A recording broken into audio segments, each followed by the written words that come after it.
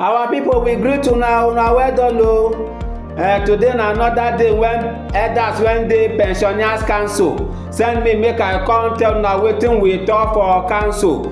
Wetin I dey do na wetin we dey call report when dey come from pensioner council, and me be the talk man for the council. My name na Chusudo Okonta, or you fit call me pensioner choose.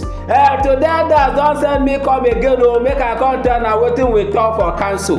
Wetin be the message when dem send me come tell una? The message be say dem say make I tell una say make we stop all the bulldozers wey wan destroy pension system. Say make we stop all the bulldozers wey wan destroy pension system, wey wan destroy pension system. Na wetin dem say make I come tell una today o. Elders say dem don see am o, say many bulldozers don put their teeth for front o. Dem don dey go, dem don dey reach the foundation of pension system. Make dem start to dey pull am, make dem dey destroy am down. Dem say e no good o, make these bulldozers dey go, make dem go destroy this thing o, when dey make elderly people like us dey enjoy o when we don work o. Dem say all these bulldozers now, when some don reach where the system dey, dem don already put their teeth sef, dem don put am for the pension system. Some don dey chook am small small. Many of them still dey come. Dem say make we stop all these bulldozers o before dem go destroy, before dem go bring down this pension system. And wetin be the bulldozers when elders say make I come tell una? The bulldozers many o, but make I just mention them small make you know. Dem say the first bulldozer when dey affect pension system na the bulldozer when dey come from federal government. Which one be this bulldozer?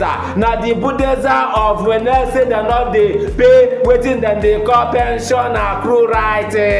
Imagine people when retire since March last year till now, dem never start to dey get their pension because say federal government never pay them their pension accrue right. Wetin be pension accrue right? Pension accrue right na the money when dem don owe people when dey work. So before 2004 and before this contributory pension scheme come into place, their money now na im dey delay o for the payment of people when don retire since last year March. Dem never get their money. Many of them come council come dey report o. Some dey say their children now don dey thief o because say dem no fit take care of them. Dem say many of them don dey die o. Many of them dey hospital, dem no get money to treat themselves o. Say make federal government pay them o. Though yesterday now National Pension Commission say federal government go soon pay, but they come dey ask question say when be this soon o? When will this soon come? Over 1 year we don dey hear soon. Make una pay o. Dem say this one na bulldozer o when they wan destroy pension system o. Say make federal government stop that bulldozer now, make e go pay. That one na one bulldozer. Another bulldozer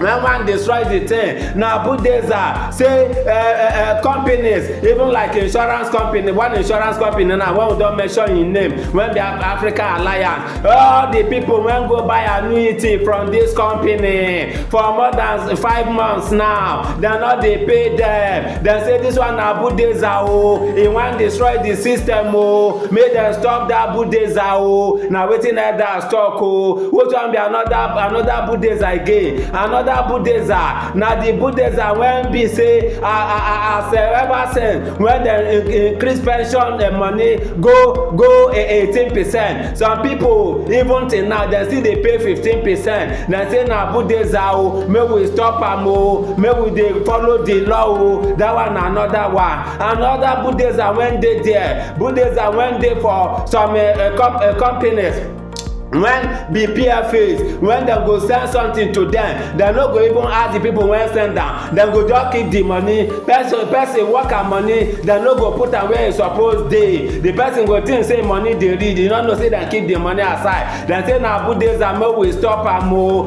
This thing no good for this system o. Say make everything, all these bulldozers when don carry their teeth dey go, make dem go destroy this system. Say make we stop them o. Say e no good o. Dem still carry go say say bulldozer when they come from state government, many state government never even dey pay this money when dem dey pay for contributory pension scheme. Dem say these bulldozers when state government when not dey this system carry dey come wan destroy this thing, say e no good o, make we stop am o. Also another bulldozer o, dem still see bulldozer when still dey come from people when employ people, because the law say if you get more than 3 people, say you go enter them for this scheme. Many people get more than 3 people, 10 people, 100 people, dem no dey register them. Dem say na bulldozer o, e dey affect this system o, because when people don work, dem retire, dem no get money, say e no good o, make we stop that bulldozer o. And many other bulldozers say when they come from even people, say make we stop am o. All these bulldozers when go destroy this system, make we take it go stop off for their engine, make dem no go destroy this system o, because the system good o.